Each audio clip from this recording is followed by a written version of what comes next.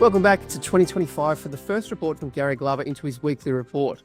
What we're looking at here is the outlook, the blueprint that he's often produced many years before and very successfully to show us the highs, the lows, the peaks, the troughs to look for as traders. This helps portfolio traders set up portfolios and us as momentum traders to get a good insight of when to really lean into momentum or when to be quite cautious and very selective with which momentum trades we choose for breakouts.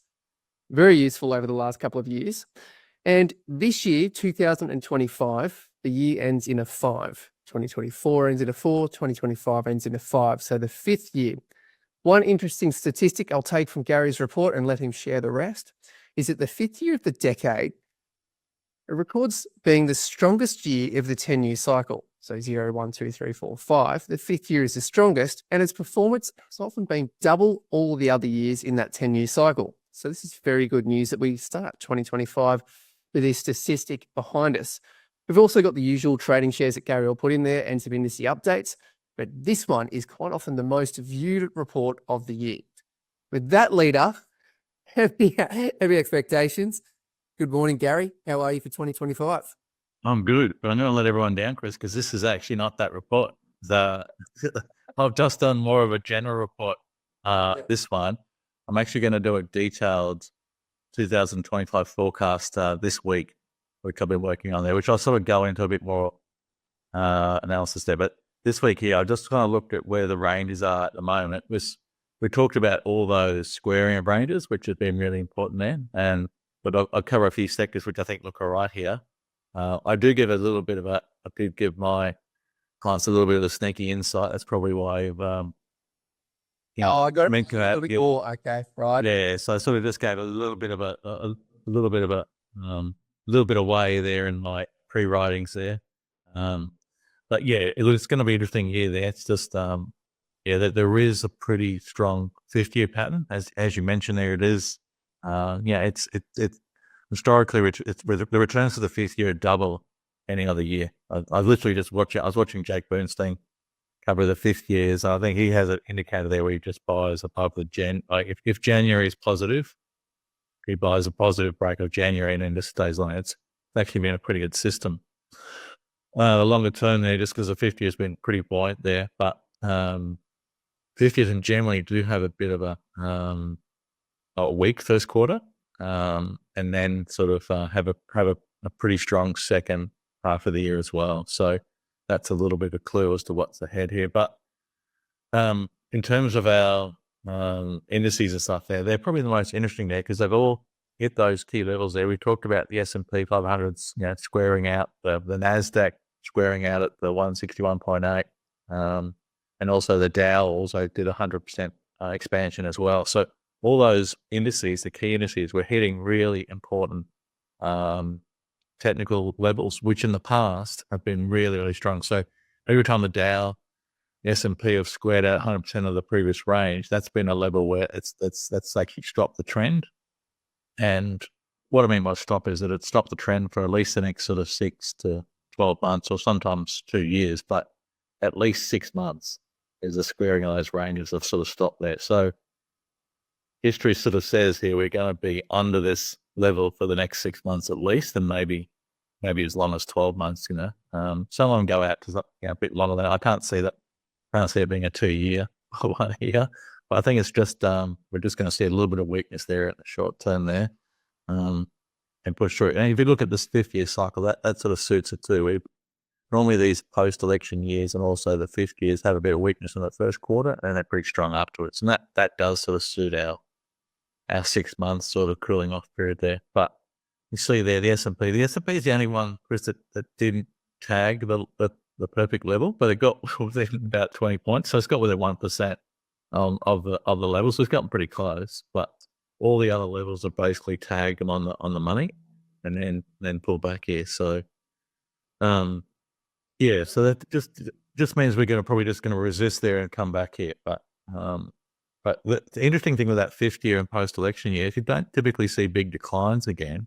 So it's similar to the 24. We talked about 24 being a year where we only saw 4 to 8% corrections historically in the past. So when you're coming out of those sort of midterm year lows, the 4th years are pretty and the election years are pretty bullish normally.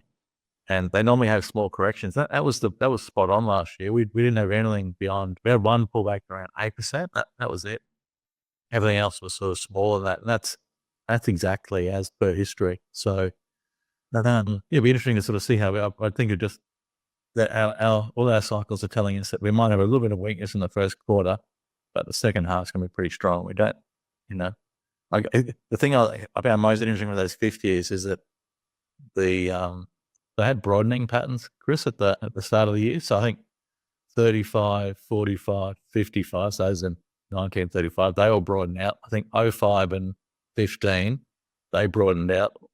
Even 65, which is a 60-year cycle, they broadened out as well. So they all sort of, went to, slightly high, pulled back to a new low, broadened to a slightly high, brought back to a new low. So the whole thing got a bit volatile, a bit choppy in the first quarter. Yeah. So that's what we're kind of expecting here for the first quarter, something of that nature there. So you're not going to see maybe big corrections there, but we're going to see pretty volatile moves here. And that does sort of, think about what's on the horizon here. We've got Trump coming in, so everyone get excited by that. But we've definitely seen market run for pretty long here. I think the Schiller, we're talking about the Schiller Ratio at the moment is pretty high. So that's, valuations are pretty high here. So there's room for a pullback for some sort of sectors there.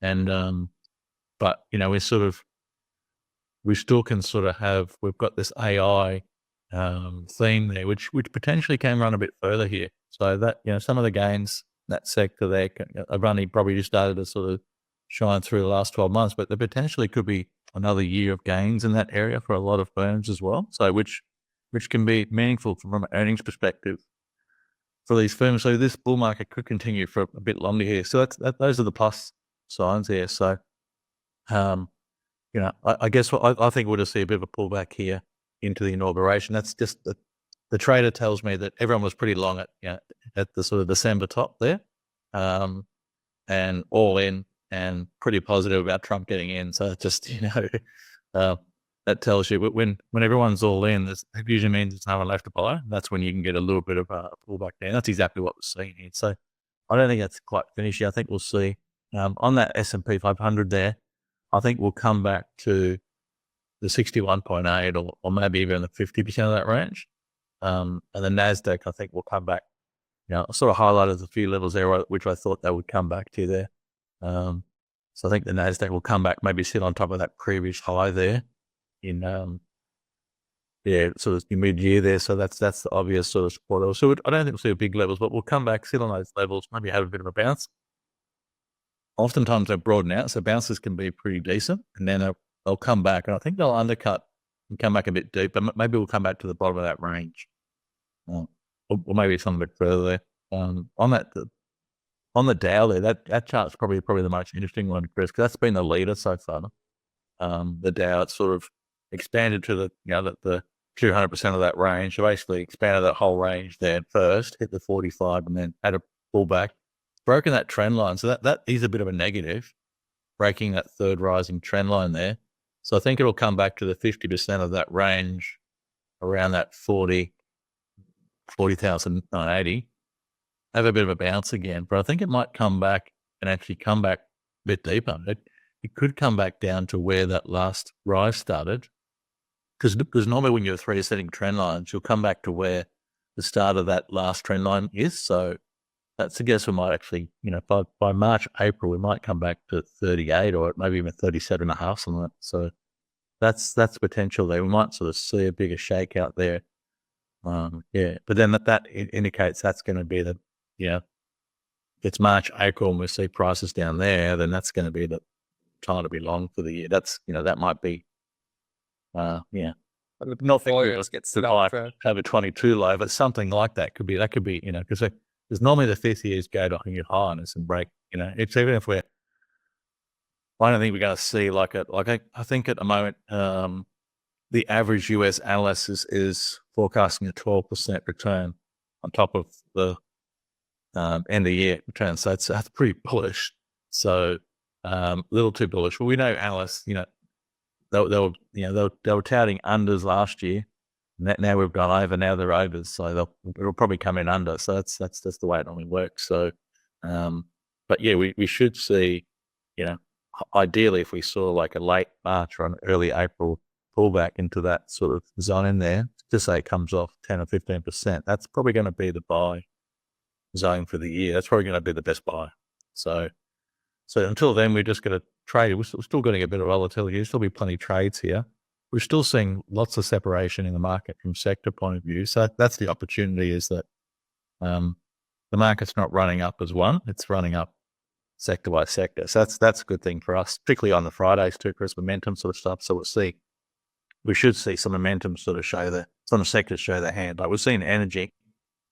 We talked about the seasonal trade coming out, or sort of, like a lot of the energy stocks tend to find a low in mid December, and they tend to run through March there. So you'll see maybe some seasonal trades, some sector trades as well. So yeah, it looks pretty interesting.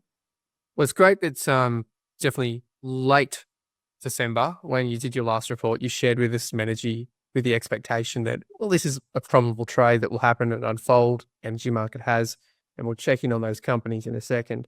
And also great that you're going to give us more depth on the blueprint for 2025, which will be in next week's report. Before we jump into those individual shares, though, no doubt we're going to get some questions about the Aussie, and we did skip over that because you were using all of that data with the US indices. If we're putting the Dow, the NASDAQ, the S&P 500, and that sector rotation or sector opportunities that can happen and the momentum that can happen, where does that put the Aussie in where it is now? Resistance levels, targets, what you see unfolding for it, what next?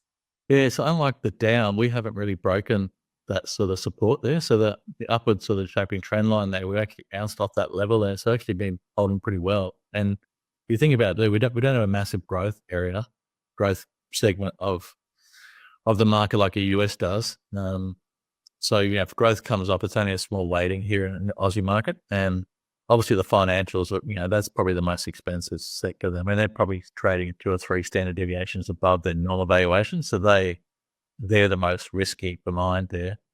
And they're the most obvious sort of shorts to me. And but the materials have actually come off quite a bit here with that US dollar being so strong. And so the material, typically in high inflationary environments, commodities do pretty well.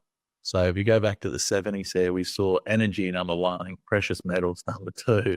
So gold's been pretty strong here, but maybe energy's probably been less strong. So that was always, to me, the biggest opportunity there. And I'd be still looking for that sector there. I think if we see any pullbacks there, any sort of consolidations there, that's probably a sector to sort of keep an eye on there. I think those gains are sort of larger there. And I think materials in general as well there. Just got to look for the sectors that are probably not as hot as others. So, gold's had a pretty good run here. So I know everyone likes gold here, but I'm probably a little wary of gold here just because I feel like bullish consensus is pretty top heavy at the moment. That's had a pretty decent move here. So I still look if they consolidate and tighten up, I'll definitely look at them. But there's probably there's a little bit of risk to gold here just because it has had a pretty good move here. And I noticed the spot gold price is definitely in a bit of consolidation at the moment as well. So, but yeah, there should be some opportunities anyway. I think particularly materials at the moment. And just sort of breaking that out into one more layer, looking at the market and the different sectors. You've often talked about rotating, going from one sector to another. You're talking about financials being expensive, possible opportunities in energy and materials. And quite often we'll get questions where people say, but aren't you looking for momentum? Is it fair to say, Gary, that you're also looking at the top stocks, the top 50, the most liquid stocks, because they have consistent flow and you can see when they're turning? And if they're turning en masse, yes, that can be a portfolio opportunity for liquid stocks. Buy them, use options. But also, can that help give you an indication for your momentum trades in the smaller mid-cap stocks? So, well, hang on, there's a lot of support in the large caps. Let me drill down, find some opportunity in the momentum stocks. And then you can use that insight to help your intermediate momentum trades. Yeah, well, not everyone's a momentum trader as well. So might be sort of portfolio traders there. So, if there's low PEs, high yields, and a sector which is likely to benefit moving forward, and there's value there, then portfolio clients are going to be looking at some of those, buying BHP sort of under $40 there. Like a lot of portfolio clients will like that, and even option clients as well. And look at, if they get up to sort of $44, $45, so probably, portfolio clients might be looking at writing calls into those as well. So I mean, this, the thing with the banks being so highly valued, Chris, is that the PEs are pretty high, and now the yields are getting pretty low as well. So when you've got material stocks, I mean, which are typically cyclical, but when those yields are double the bank yields, that doesn't happen very often. It actually normally happens that the scary thing there, normally you see resources really cheap, high, sort of low PEs and high yields at the top of the cycle. So that can be a little bit of a trap there, but doesn't sort of feel like it's like the same top of the cycle here. Maybe I think this has been more of a, we've seen if inflation remains pretty sticky, which it does there, that's the period where the commodities have been pretty buoyant. And then, I'm glad you got there, because that's the key there. We're seeing commodities actually strengthen here. So that's the CRB. That's the basically basket of commodities. I know there's a bit of that's a basket of 16 commodities there, but it's I know the crude and energy makes up a slightly higher weighting in there, but it still is a basket of all the commodities there. So that's still looking pretty positive there. The pullback is pretty mild. It's still trending up there. So that, I mean, you've seen the Fed cut rates by 75 to 100 points here, Chris, and yet the 10-year bond ratio has gone up 100 points.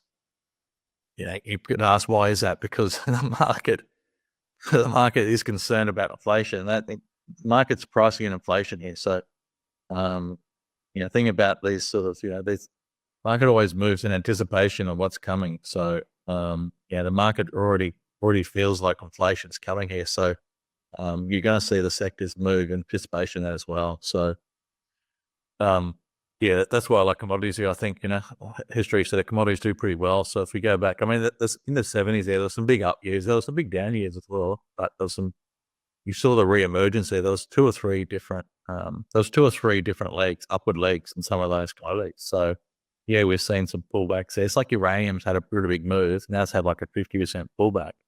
Some of those stocks potentially could go again as well. So it's another, in the past there, we've seen that in the 70s and the 40s there. Some of those commodities have big moves, have big pullbacks, and then re-emerge again. So, risk management, of course, but that's what history sort of tells us there. I mean, so far, we saw central banks around the world print money.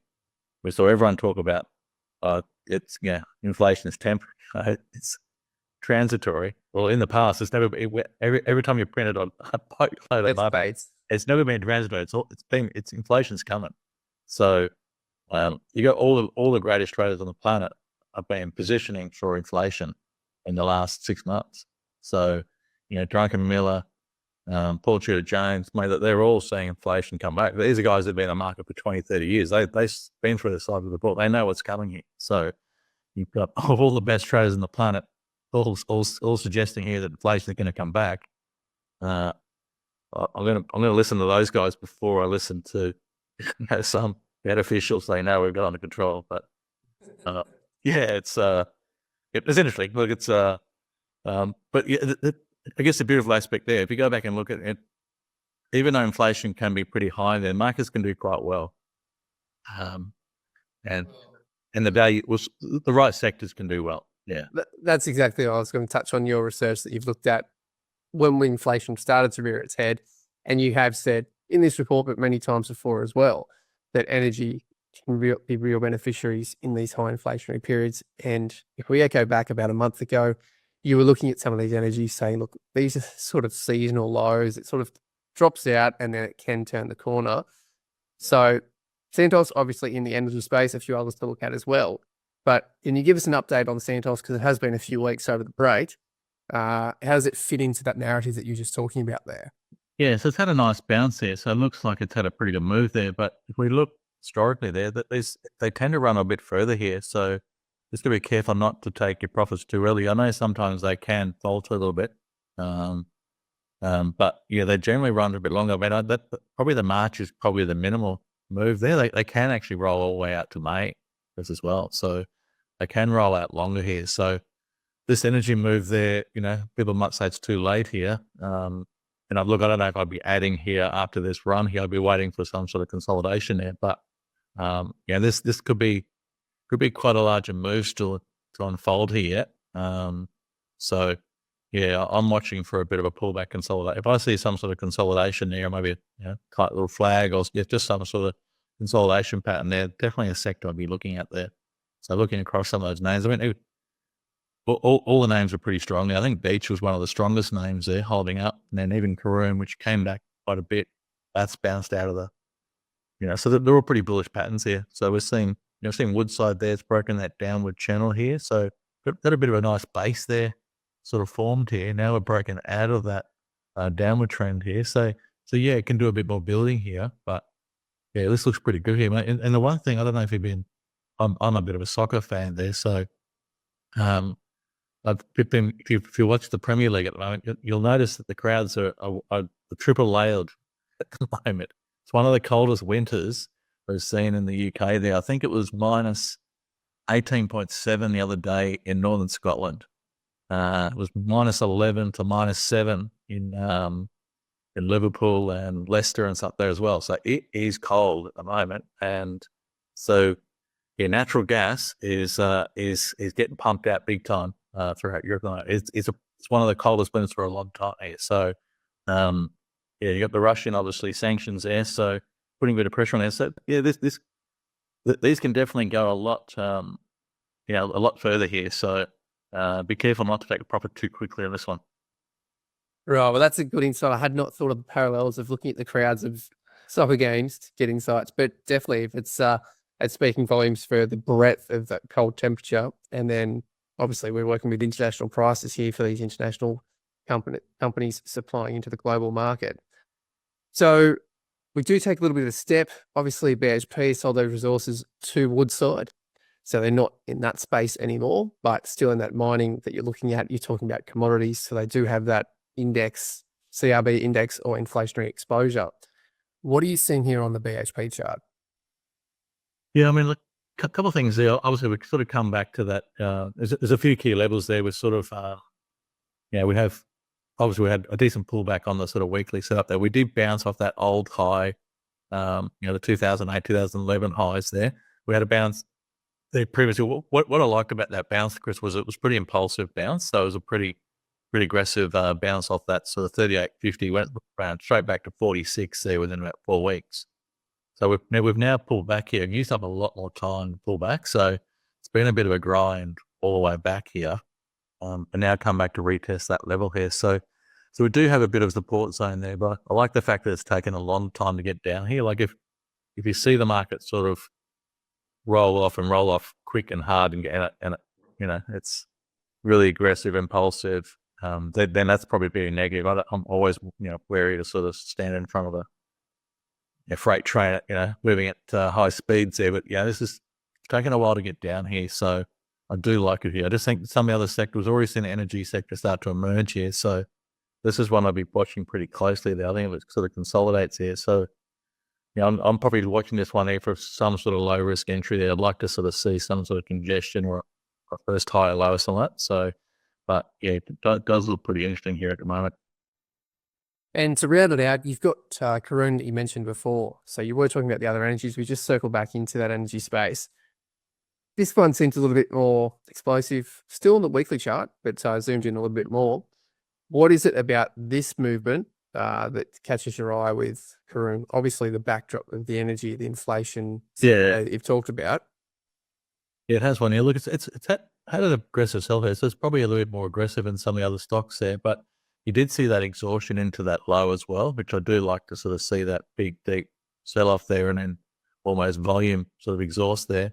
And then we do have that sort of descending wedge sort of broken out of that. So it can sort of build here. It was probably not the strongest sort of stock getting, but this sort of shows here, this has been one that's probably been weakest in that sector, and it's still sort of showing some positivity and it has broken back out of that range here. So, I think, Beach has been one of the stronger names. That's actually been running up for a while. That looks pretty positive as well. So, so I think the whole sector looks pretty robust there. That's why I sort of think looking across those materials there, you see the two sectors to watch here are probably iron ore and probably lithium. Lithium's been pretty beaten up here, but feels like, everyone's going to care and maintenance there. There's a lot of trimming there, a lot of projects being shelved here. But it's definitely seeing, maybe the EV sales are okay there, but I think the hybrid sales are the ones that are really taking upwards. But that's still pretty positive for, that's still an EV. So you still got to have lithium battery, even though you're half,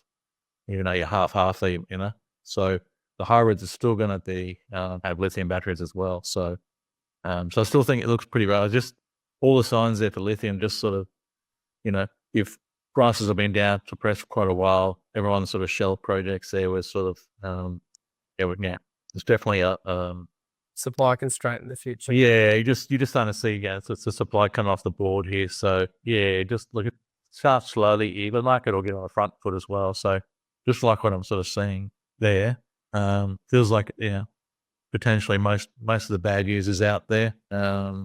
If you think prices as low as you can get here, then that's the ones that are sort of still standing here are probably the ones that are going to sort of come out at the best there. So it might take a little while there. That's the sector to watch.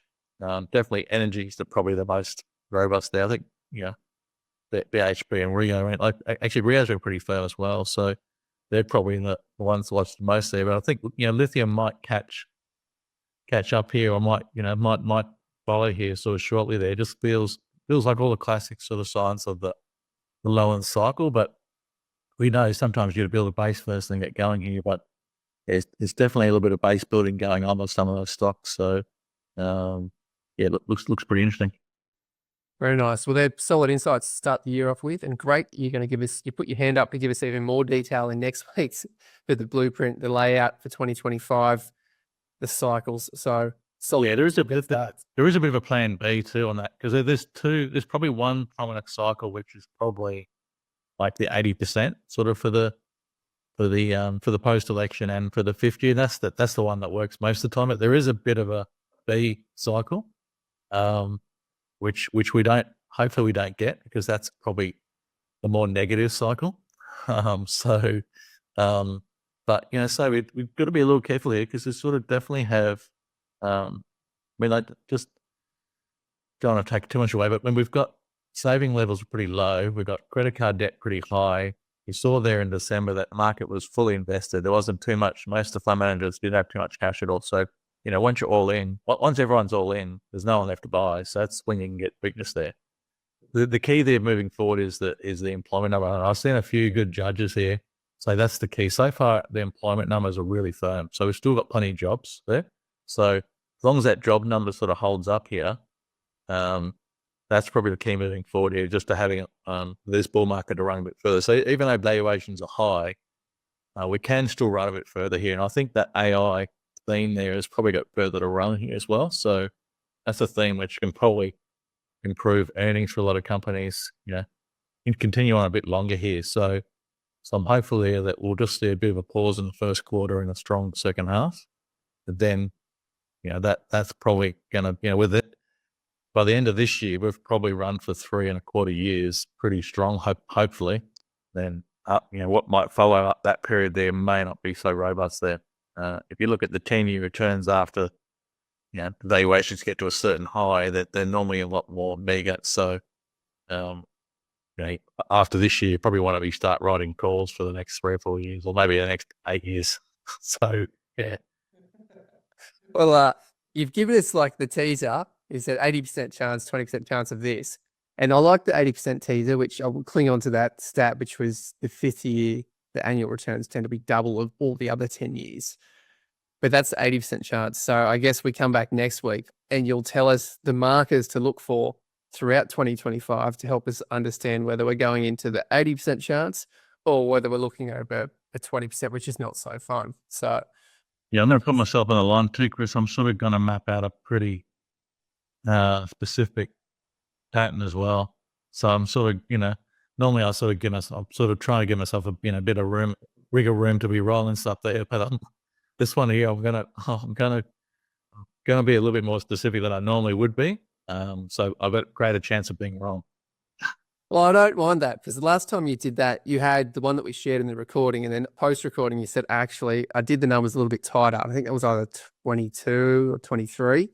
And I think that was one of your best trading years, and you picked the highs and the lows within a couple of days. So benefit for everyone who's watching. If Gary goes super detailed on it, it's played out really well before. So on that, I guess we'll say thank you very much, Gary Glover, and we look forward to next week's report. Thanks, Chris. If you want to see Gary's report, click subscribe on the bottom, and that'll come up as soon as it comes out.